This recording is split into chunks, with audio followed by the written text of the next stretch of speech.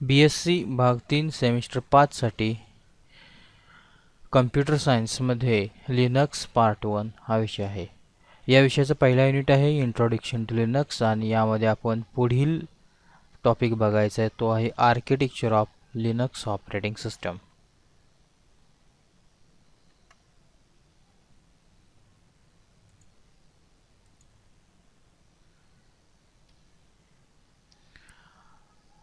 आपल्याला खालील 3 टॉपिकचा अभ्यास करायचा आहे. Architecture of Linux operating system, kernel आणि सेल. आपण बघूया architecture of Linux operating system. समोर कारचं चित्र दिसत आहे.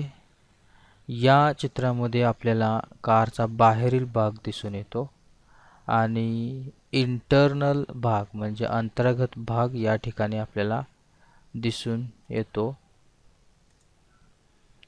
हा एवढा जो भाग आहे तो इंटरनल भाग सुद्धा आतील दिसतोय आहे. म्हणजे कारचं अंतर्गत रचना, इथे सुद्धा कारचे आतील रचना दिसत आहे. Architecture of car. आणि आपल्याला याच पद्धतीने लिनक्स ऑपरेटिंग सिस्टमचं आर्किटेक्चर बघायचं आहे. So let us see the architecture of Linux. Linux जी काय रचना आहे ती कर्नल, सेल आणि ॲप्लिकेशन प्रोग्राम म्हणजेच वेगवेगळे सॉफ्टवेअर्स यापासून बनलेले आहेत. यामध्ये सर्वात महत्त्वाचे 2 भाग जे आहेत ते म्हणजे एक तर कर्नल आणि दुसरा आहे सेल. या आकृतीमध्ये सुरुवातीला एक वर्तुळ आलेलं आहे. हे आपण कम्प्युटरचं हार्डवेअर समजू.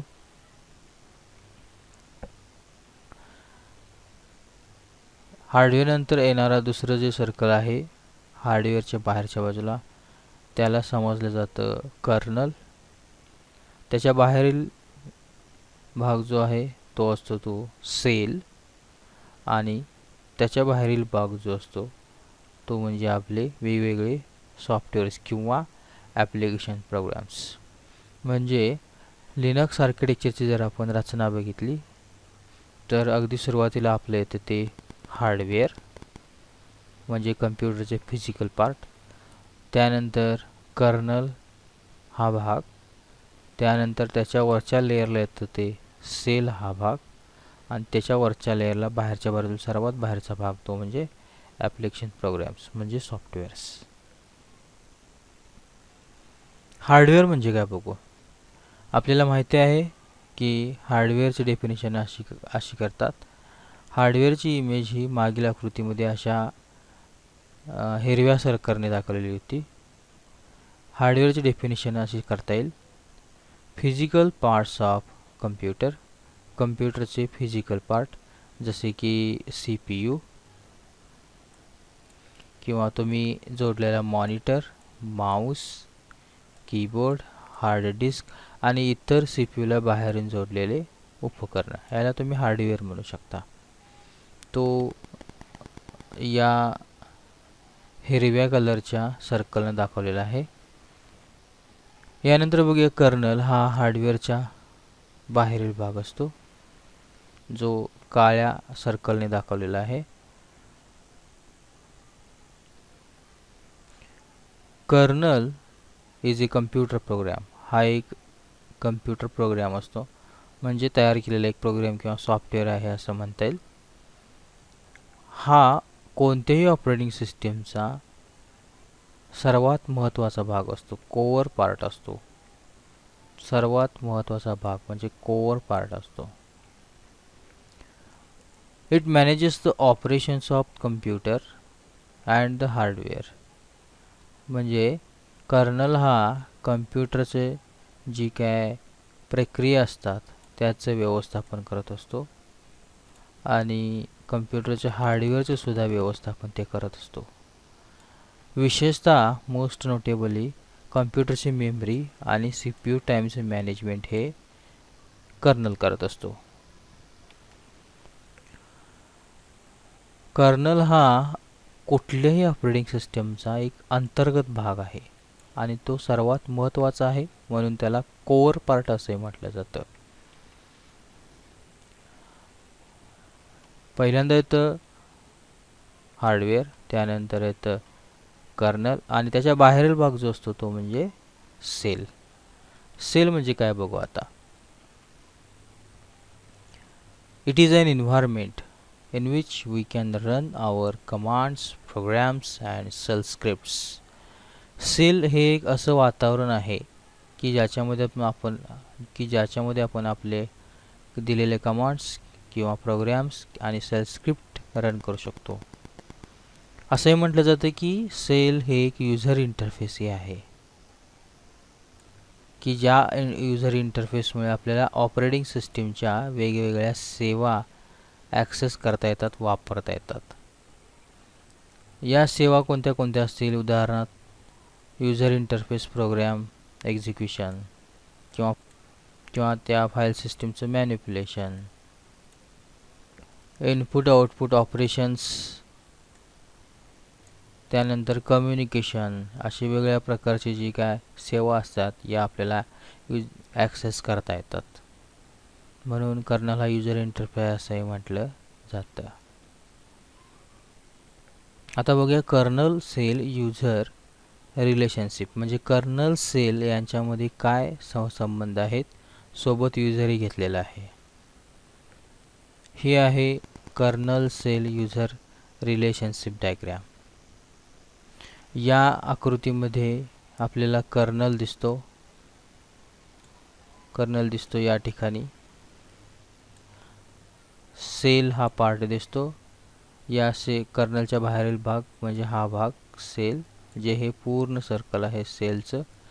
बाहेरील भाग पूर्ण असतो तो ॲप्लिकेशन प्रोग्राम्स किंवा सॉफ्टवेअर्स, आणि एकदम आतील भाग तो म्हणजे आपला कम्प्युटरचा हार्डवेअर.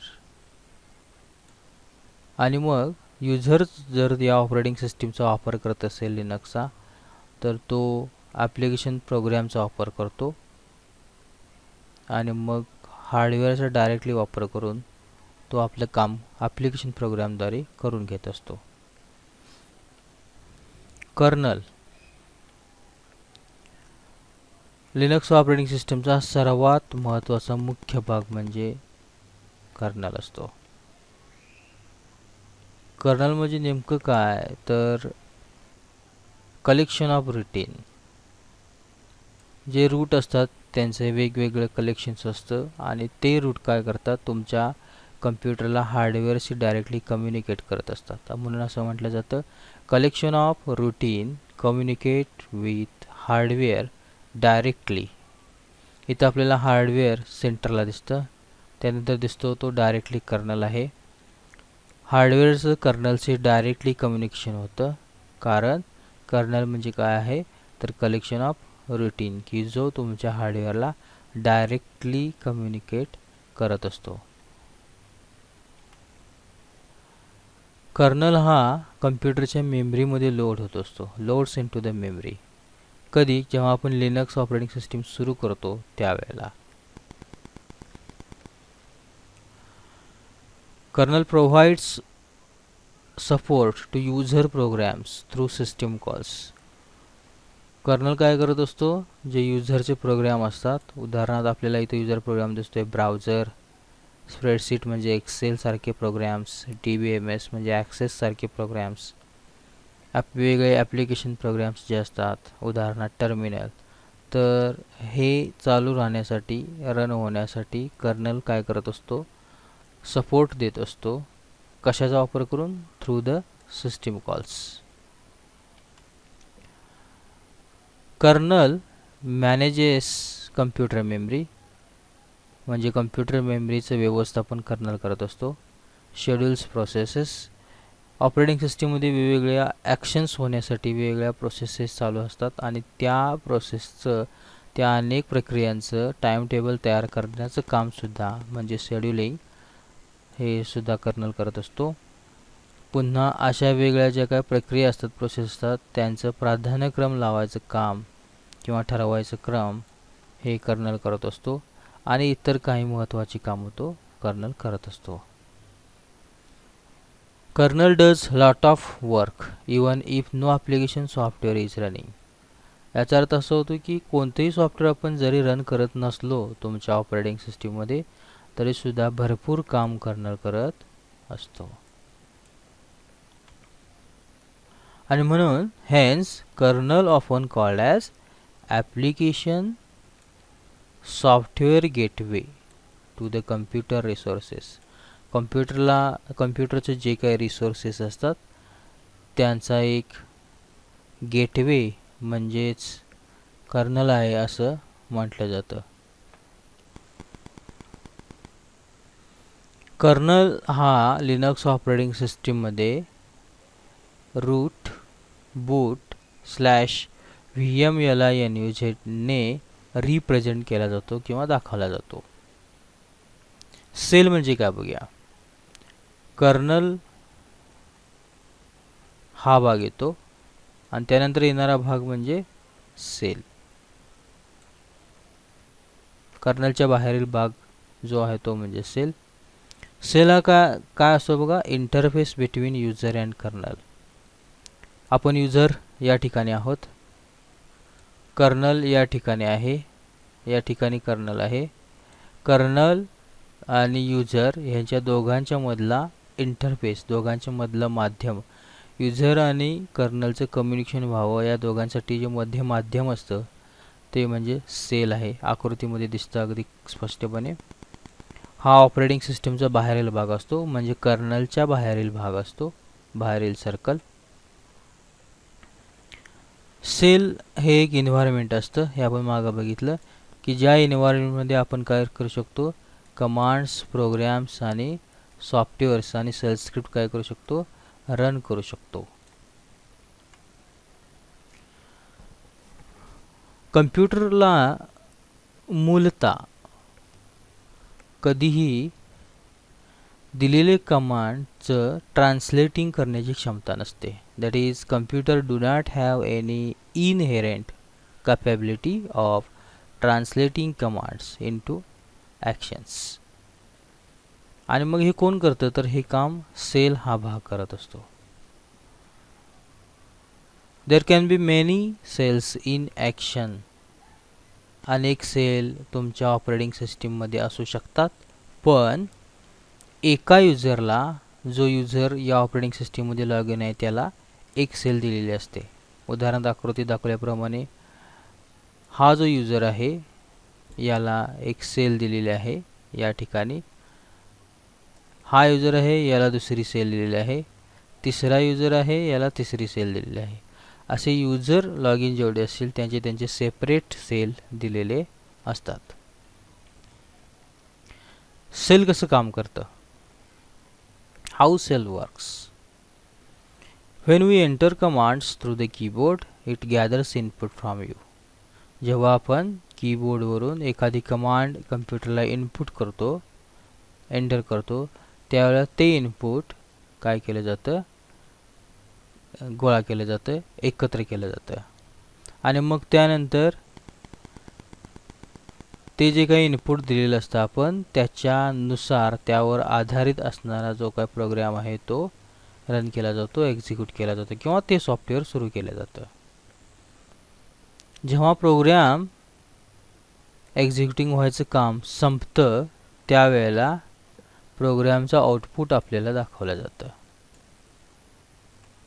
असं काम सेल करत असतं. पुन्हा दुसऱ्या पद्धतीने बघा, the shell thoroughly examines the keyboard input for special characters. आपण कीबोर्डवरून इनपुट देत असतो ऑपरेटिंग सिस्टीमला. अशा वेळेला सेल हा भाग काय करत असतो, कीबोर्डचं इनपुट चेक करत असतो की आपण काही स्पेशल कॅरेक्टर दिले आहे का, विशेष अक्षरांचा संच किंवा अक्षरं दिलेली आहेत का. त्याला जर अशी विशेष अक्षरं सापडली, स्पेशल कॅरेक्टर्स, तर मग असं सेल काय करतो, त्यापासून एक सिंपल कमांड लाईन तयार करतो, म्हणजे जेणेकरून तुम्ही दिलेल्या जे काही इनपुट आहे त्याची कमांड तयार केली जाईल.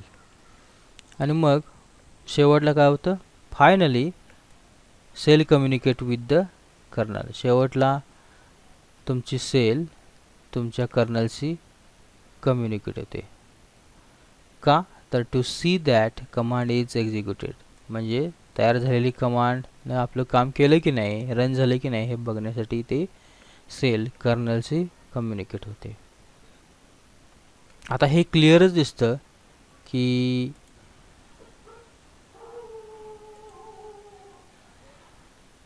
जर सेलला कर्नलशी कम्युनिकेट करायचं असेल तर ते डायरेक्टली कम्युनिकेशन करू शकतं, कारण कर्नल नंतरचा बाहेरील भाग म्हणजे काय आहे तर तो आहे सेलच.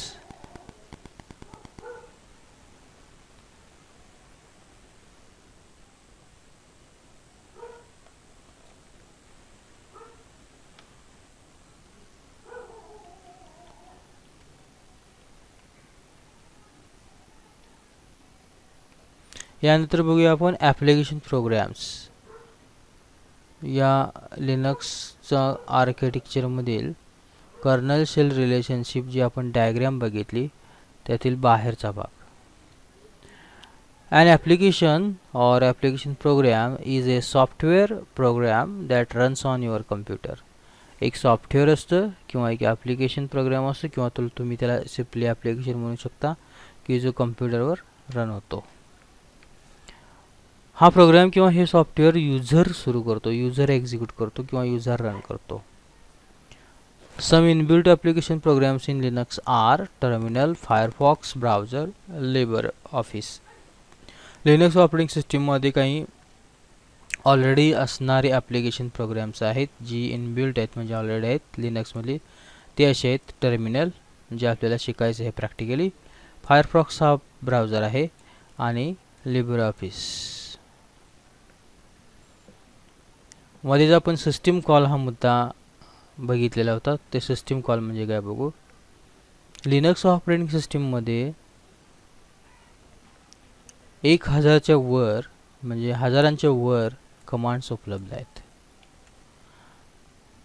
आणि मग अशा कमांड्स ज्या असतात ह्या जर आपल्याला वापरायचे असतील तर या कमांड्स एका फंक्शनचा वापर करतात. कशासाठी तर ते फंक्शन तुमच्या कर्नलशी कम्युनिकेट करेल आणि ते फंक्शन म्हणजेच काय असतं तर सिस्टीम कॉल.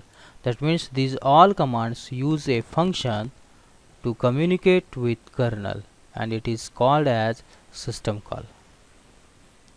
सिस्टम कॉल पुन्हा एकदा नेमकं काय बघू तर सिस्टम कॉल हा एक मधला दुवा असतो. कोणाच्या मधला between a process and an operating system. तुमच्या होणाऱ्या प्रक्रिया ऑपरेटिंग सिस्टीमच्या आणि तुमच्या ऑपरेटिंग सिस्टीम यांच्यामधले जे काय इंटरफेस असतो, जे काय माध्यम असतं ते म्हणजे सिस्टीम कॉल असतो. किंवा तुम्ही सिस्टीम कॉल असे म्हणू शकता system calls are the only entry points into the kernel system.